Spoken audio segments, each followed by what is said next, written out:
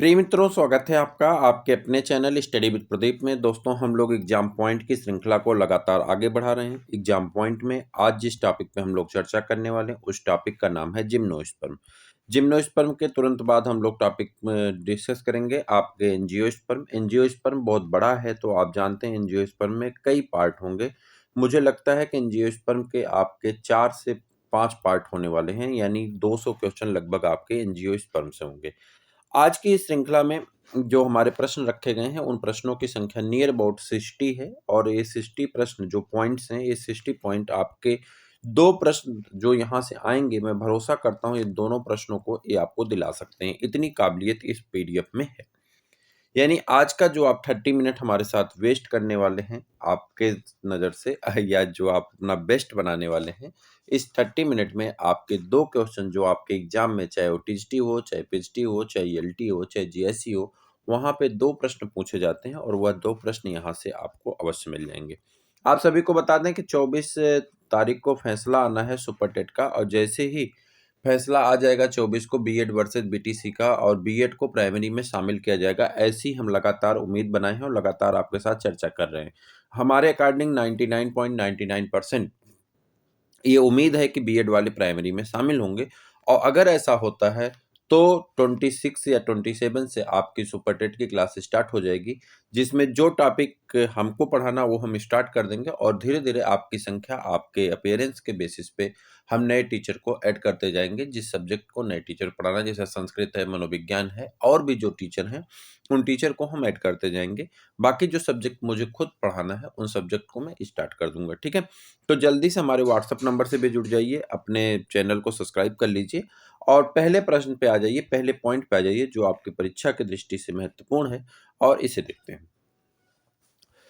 देखिए, Marsilea fern cycas में पत्तियां तरुण अवस्था में कुंडलित होती हैं। किस अवस्था में? तरुण अवस्था में, यानी जब नवीन नवीन है तो उस समय कैसे होती हैं? कुंडलित होती हैं, और इनमें कुंडलीदार शिराविन्यास पाया जाता है। अभी तक आप जो शिराविन्यास पढ़े हैं, दो ही शिराविन्यास आप जानते हैं। एक शिराविन्यास होता है समांतर शिराविन्यास, और एक को आप कहते हैं जालिकावत शिराविन्यास यानी रेटिकुलेट विनेशन, और दूसरे को आप कहते हैं कौन सा विनेशन? जल्दी बताइए। दूसरे को आप कहते हैं समांतर शिराविन्यास, जिसे आप कहते हैं पैरेलल विनेशन। लेकिन यहाँ पे अगर आपसे प्रश्न पूछा जाता है कि जो फर्न है या साइकस है उसकी पत्ती में कौन सा विन्यास पाया जाएगा, तो आप याद रखिएगा, कहेंगे कुंडलीदार शिरा विन्यास पाया जाता है। ये आपका एक महत्वपूर्ण, जबकि मार्सिलिया, फर्न, साइकस, इन तीनों की पत्तियां तरुण अवस्था में तो कुंडलित होती हैं, और उनमें विनेशन जो होता है कैसा होता है? कुंडलीदार होता है, याद रखिएगा। साइकस रिवोल्यूटा, साइकस रिवोल्यूटा से जो है के तने से क्या प्राप्त किया जाता है? साबूदाना, या जिसे आप सागोपाम कहते हैं। तो साइकस रिवोल्यूटा के तने से क्या प्राप्त किया जाता है? साबूदाना प्राप्त किया जाता है, जो कि स्टार्च का अच्छा स्रोत होता है। ठीक। वास्तविक, परंतु वास्तविक व्यापारिक साबूदाना, देखिए साइकस की संख्या कम है तो उतना साबूदाना तो होगा नहीं जितना आप देख रहे हैं मार्केट में। साबूदाना का चिप्स है, साबूदाना का पापड़ है, साबूदाना का खुद साबूदाना है, और फास्ट में लोग खाते हैं, और भी साबूदाना के बहुत सारे प्रोडक्ट बनाए जाते हैं, तो उतना तो मिलता नहीं। तो इसलिए क्या करते हैं, देखिए, परंतु व्यापारिक वास्तविक व्यापारिक साबूदाना जो मार्केट में बिक रहा है वह एंजियोस्पर्म के मेट्रोजाइलान से प्राप्त किया जाता है। किससे? एंजियोस्पर्म के मेट्रोजाइलान से प्राप्त किया जाता है। यानी दो साबूदाना है, एक तो प्राकृतिक रूप से जो मिल रहा है वो साबूदाना कहाँ से मिल रहा है? साइकस रिवोल्यूटा से मिल रहा है, जबकि जो हमें व्यापारिक रूप से मार्केट में बेचा जा रहा है वो कहाँ से मिल रहा है? मेट्रोजाइलान से मिल रहा है। साइकस मेट्रोजाइलान से मिल रहा है, एंजियोस्पर्म का पौधा है और मेट्रोजाइलान से प्राप्त हो रहा है। क्लियर है? चलिए,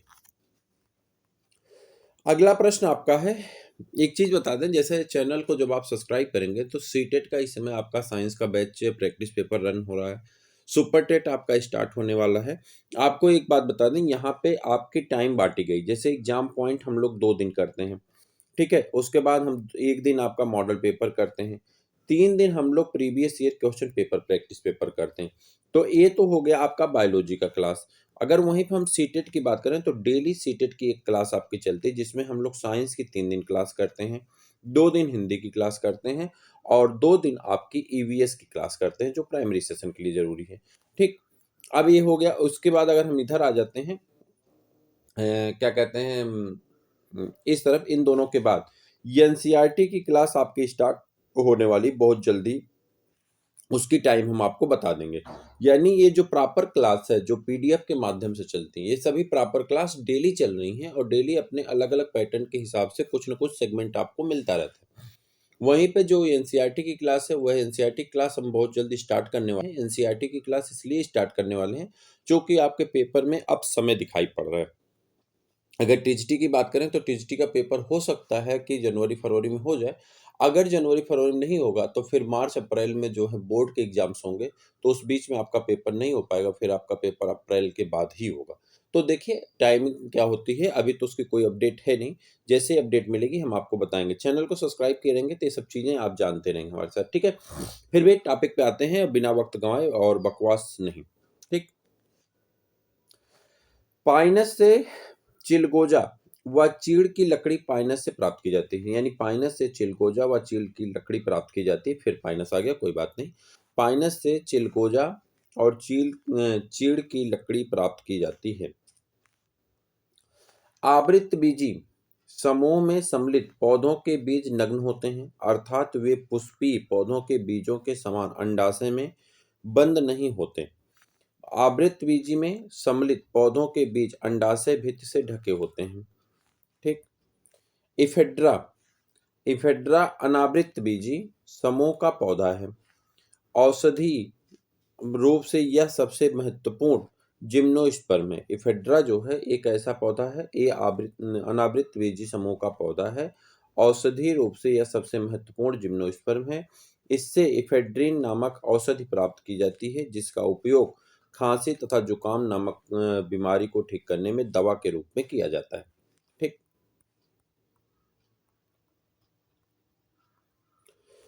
साइकस साइकस में प्रवाल मूल पाई जाती है, जिसकी आंतरिक संरचना लगभग सामान्य जड़ जैसी ही होती है, परंतु इसमें द्वितीयक वृद्ध अनुपस्थित होता है अथवा जड़ की तुलना में बहुत कम होती है।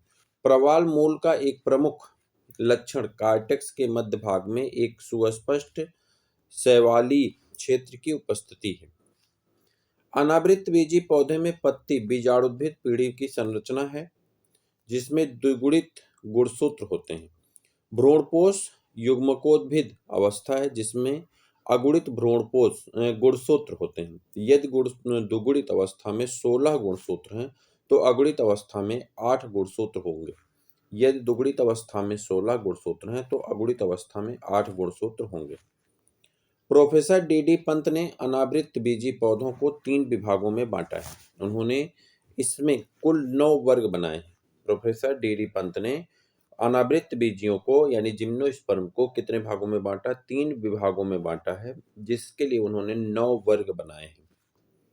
साइकस साइकेडेसी कुल से संबंधित एक जाति है, जिसकी लगभग 100 से अधिक जातियां विश्व के विभिन्न भागों में पाई जाती हैं, जिनमें से लगभग 9 जातियां भारत में पाई जाती हैं। साइकस रिवोल्यूटा भारत में पाई जाने वाली एक जाति है, जो मूल रूप से जापानी जाति है। भारत में इनके सुंदर आकार के कारण सजावट के रूप में उपयोग किया जाता है। कौन? साइकस रिवोल्यूटा का उपयोग सजावटी पौधे के रूप में भारत में उपयोग किया जाता है। आप देखे होंगे साइकस अक्सर लगाया रहता है आपके कैंपस वगैरह में। जिम्नोस्पर्म संघ के साइकेडोफाइटा जिम्नोस्पर्म संघ को साइकेडोफाइटा वर्ग में गतिशील बीज पृथक पृथक पौधों में माइक्रोस्पोरेंजिया और मेगास्पोरेंजिया का विकास तथा गूदेदार लेपित बीज का निर्माण होता है। इसमें साइकस संघ के साइकेडोफाइटा वर्ग में गतिशील बीज पृथक पृथक पौधों के माइक्रोस्पोरेंजिया और मेगास्पोरेंजिया का विकास यानी मेल फीमेल अलग अलग तथा गूदेदार और लेपित बीज का निर्माण।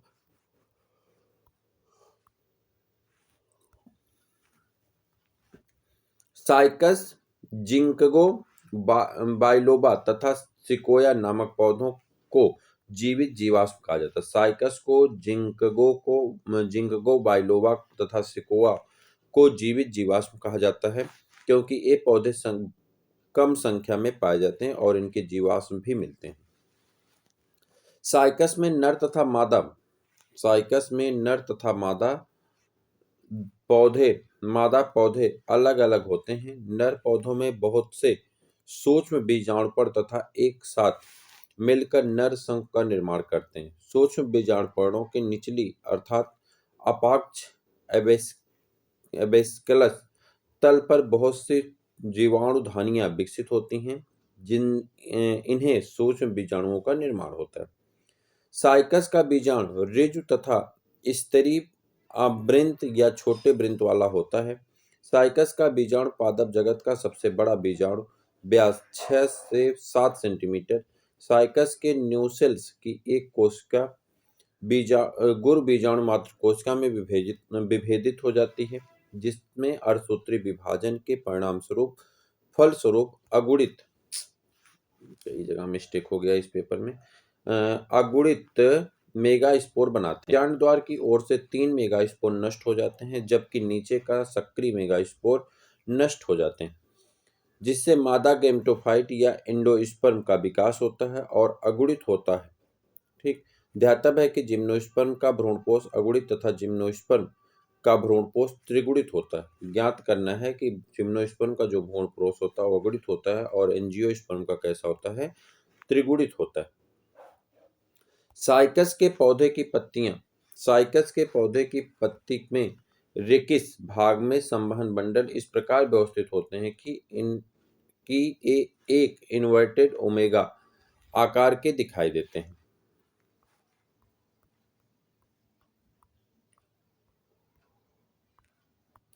साइकस जिम्नोस्पर्म संघ का एक सदस्य है, जिसमें दो प्रकार की पत्तियां पाई जाती हैं, एक सामान्य पत्ती तथा दूसरी सल्की पत्तियां पाई जाती हैं। साइकस में प्रत्येक माइक्रोस्पोरोफिल कास्टिल चपटा व त्रिकोणी होता है। इसका अंतस्थ छोर एक लंबी व नुकीली एपोफाइसिस बनाता है तथा इससे मुसला जड़, अपस्थानिक जड़ और कोरेलॉइड जड़ पाई जाती हैं।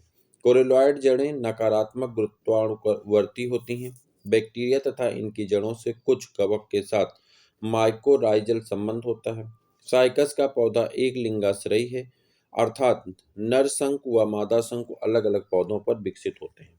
नरशंकु और मादा शंकु अलग अलग पौधों पर विकसित होते हैं। ठीक, उसके बाद आपका दूसरा आ जाता है पाइनस। पाइनस को दो उपवंशों हेप्लोजाइलान तथा डिप्लोजाइलान में विभक्त किया गया है। पाइनस की जड़ों में पाए जाने वाले जाइलम एक्सार्च प्रकार के होते हैं तथा प्रोटोजाइलम के दोनों भुजाओं के बीच में एक रेजिन नलिका पाई जाती है। जाइलम केवल वाहिनिकाओं से बना होता तथा इसमें वाहिनिकाएं अनुपस्थित होती हैं। पाइनस के मूल रोम बहुत कम विकसित होते हैं तथा जड़ की बाह्य सतह तंतुओं से ढकी होती है, जिसे कवकमूल कहते हैं। कवकमूल की अनुपस्थिति में पाइनस के अंकुर व नवोद्भिद की मृत्यु बढ़ जाती है। कवकमूल में उपस्थित कवक मुख्यतः बेसिडियोमाइसिटीज वर्ग के सदस्य जैसे कि एमेंसिया, बोलेटस, क्लेवेरिया आदि हैं। इसका इसका जड़ के साथ सहजीवी संबंध होता है। अन्य जिम्नोस्पर्म की भांति पाइनस के बीजांड भी ऋजुमुखी तथा एक अध्यावरणी होता है। इनमें बीजांडकाय, अध्यावरण, बीजांड द्वार आदि संरचनाएं होती हैं। पाइनस में माइक्रोस्पोर का अंकुरण इन सीटू होता है, अर्थात इनका अंकुरण माइक्रोस्पोरेंजियम में ही शुरू हो जाता है। माइक्रोस्पोर सर्वप्रथम एक अनुप्रस्थ विभाजन द्वारा एक छोटी प्रोथैलियल कोसा तथा एक बड़ी एपिकल कोसा में बंट जाता है। एपिकल कोसा दो बार विभाजित होकर के एक द्वितीयक प्रोथैलियल कोसा तथा एक पुंधानी कोसा बनाती है। पुंधानी कोसा कुछ समय बाद विकसित होकर के एक जनन कोसा तथा एक ट्यूब कोसा बनाती है। पाइनस में 4 कोसी अवस्था में माइक्रोस्पोरेंजियम में स्वतंत्र हो जाते हैं, अर्थात स्फुटित होते हैं तथा वायु द्वारा ये 4 कोश की नर गैमेटोफाइट बीजांड के पॉलन चैम्बर में पहुंच जाते हैं, जहां इसका शेष विकास होता है। पाइनस में प्रत्येक स्त्री शंकु अनेक गुरु बीजाणुपर्णों से निर्मित होता है। प्रत्येक गुरु बीजाणुपर्ण एक संयुक्त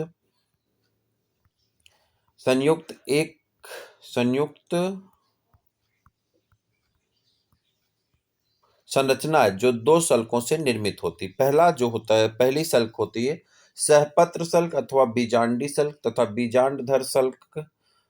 बीजांडधर सल्क भूरे रंग की दृढ़ काष्ठी संरचनाएं हैं जो सहपत्र सल्क की अपाक्ष सतह पर संलग्न होती हैं। प्रत्येक बीजांडधर सल्क की आकृति लगभग त्रिकोणीय होती है। इसका ऊपरी चौड़ा तथा मोटा भाग एपोफाइसिस कहलाता है।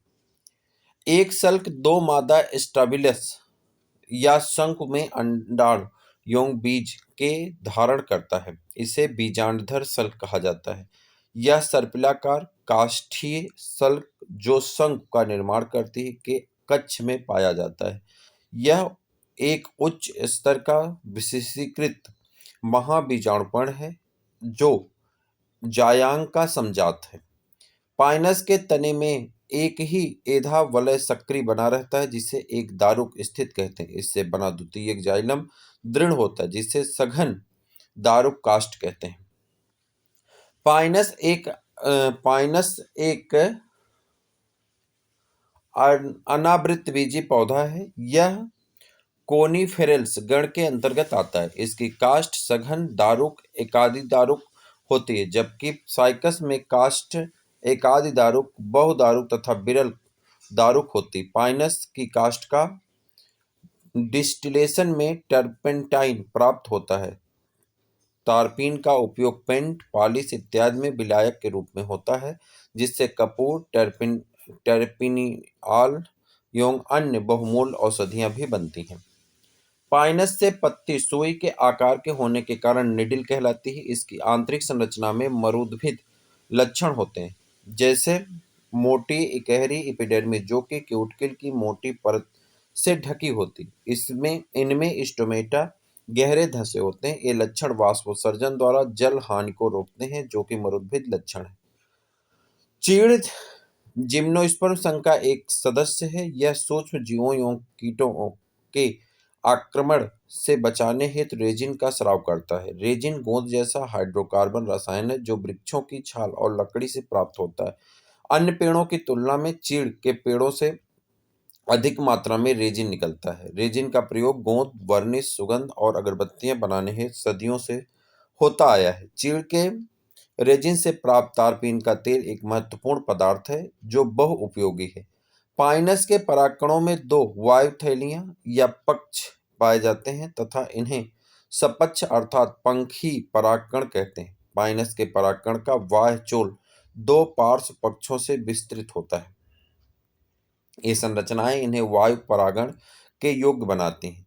चिलगोजा फल तथा बीज होता है जो कि पाइनस जियार्डियाना नामक पौधे से प्राप्त होता है।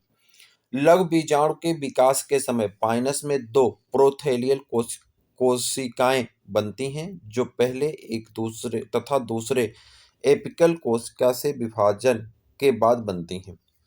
पाइनस तथा साइकस दोनों में वायु परागण होता है।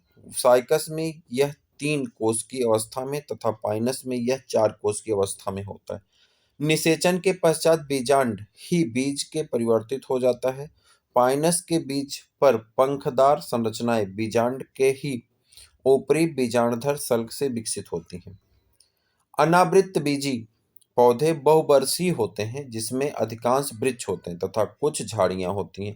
अपवाद स्वरूप कुछ जिम्नोस्पर्म शाक होते हैं जैसे कि जैमिया पिग्मिया। कुछ जिम्नोस्पर्म शाकी होते हैं जैसे कि जैमिया पिग्मिया एक शाकी तथा सबसे छोटा जिम्नोस्पर्म का पौधा। याद रखिएगा। जीवित जीवाश्म उन जीवित जातियों को कहते हैं जिनकी उत्पत्ति लाखों करोड़ों वर्षों पूर्व हुई थी और तब से आज तक इनमें कोई परिवर्तन ना हुआ है। जिंकगो बाइलोबा एक ऐसा पौधा है जिसमें ट्राइएसिक पीरियड में उत्पन्न हुआ है और आज भी जीवित और अपरिवर्तित रूप से पाया जाता है। इस तरफ आ जाते हैं और अगला प्रश्न आपका जो है वो यहाँ पे है साइकस। इस सब जगह साइकस गलत है, आप टेंशन ना लें। जो आपको भेजा जाएगा उसमें अभी तो नहीं लेकिन बाद में जब एक साथ पूरे एग्जाम पॉइंट भेजे जाएंगे तो वहां पे इसे करेक्शन करके भेज दिया जाएगा। जो कि टाइपिंग वाला करके भेज दे रहा है उसमें मिस्टेक करके दे दे रहा है। ठीक है, तो उस समय हम बैठ के सही करवा करके जब पूरा एक साथ कलेक्शन आएगा, बॉटनी का पूरे एग्जाम पॉइंट एक साथ, जूलॉजिक पूरे एग्जाम पॉइंट एक साथ, तो उसमें जो एक एक पार्ट होंगे उसमें हम इसको करेक्ट करवा करके दे देंगे। साइकस में नर युग्मकों या शुक्राणुओं को एंथेरोजोइट्स या स्पर्मेटोजोइट्स कहते हैं। ये संपूर्ण पादप जगत में सबसे बड़े होते हैं। ये बहुरोमाभियुक्त होते हैं। इन्हें बिना किसी आवर्धक लेंस की सहायता से देखा जा सकता है। प्रत्येक नर युग्मक लट्टू के आकार का और नग्न होता है। टीक लकड़ी सागौन के वृक्ष से प्राप्त होती है, जिसका वानस्पतिक नाम टेक्टोना ग्रैंडिस है। टेक्टोना ग्रैंडिस है। यह एक आवृतबीजी पौधा है। पाइनस के लघु बीजाणु दो पंख युक्त होते हैं तथा साइकस में नाव के आकार के होते हैं। पाइनस के लघु बीजाणु किसके होते हैं? दो पंख युक्त होते हैं, जबकि साइकस में नाव के आकार के होते हैं। जिम्नोस्पर्म पौधे में पुष्प नहीं पाए जाते हैं। अंडाशय पुष्प का एक भाग होता है जो कि निषेचन के पश्चात फल बनाता है तथा बीज फल में बंद होता, परंतु अंडाशय के अभाव से जिम्नोस्पर्म में फल नहीं बनता और बीज नग्न होते हैं। साइकेडोफिलिकल्स सभी जीवाश्म सदस्य हैं। कोनोफेरिकल्स जीवाश्म तथा जीवित सदस्य हैं। जिंकोगिल्स ये जीवित और जीवाश्म सदस्य हैं। नीटेल्स सभी जीवित सदस्य हैं। नीटम एक जिम्नोस्पर्म पौधा है। नीटम एक जिम्नोस्पर्म पौधा है। इसमें मादा गैमेटोफाइट और परिवर्धन कुछ आवृतबीजियों के समान बीजाणुक यौन टेट्रास्पोरिक होती है। इसके बाद आ जाते हैं इस तरफ, टेट्रास्पोरिक होती है। इस तरफ आएंगे। प्रायः जिम्नोस्पर्म पौधों में जाइलम में वाहिकाएं नहीं पाई जाती, परंतु नीटेल गण के पौधे जैसे कि इफेड्रा वेलविस्चिया नीटम में वाहिकाएं पाई जाती हैं। इस लक्षण की उपस्थिति के कारण ये आवृतबीजी से समानता दर्शाते हैं। हालांकि दोनों समूहों में वाहिकाओं की उत्पत्ति भिन्न है। ठीक।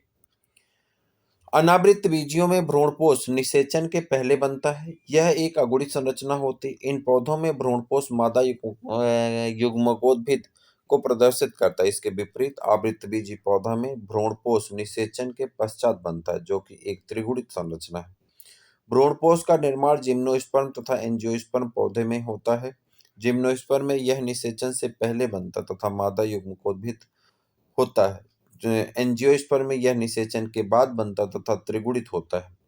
जिम्नोस्पर्म पादपों में नर व मादा युग्मकोद्भिद की संवत जीवन नहीं होता है। जिम्नोस्पर्म में नर तथा मादा युग्मकोद्भिद में क्लोरोप्लास्ट नहीं पाया जाता तथा ये बीजाणुद्भिद पर पूर्णतः आश्रित होते हैं। पूर्णतः क्या होते हैं? आश्रित होते हैं।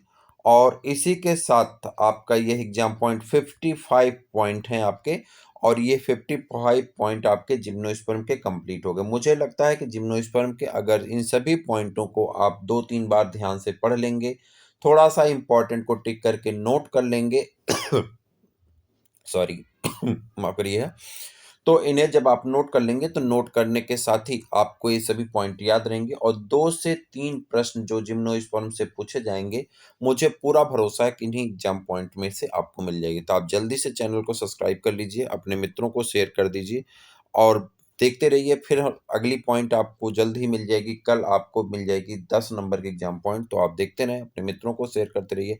फिर मिलते हैं किसी और वीडियो में, तब तक के लिए इजाजत दीजिए। जय हिंद।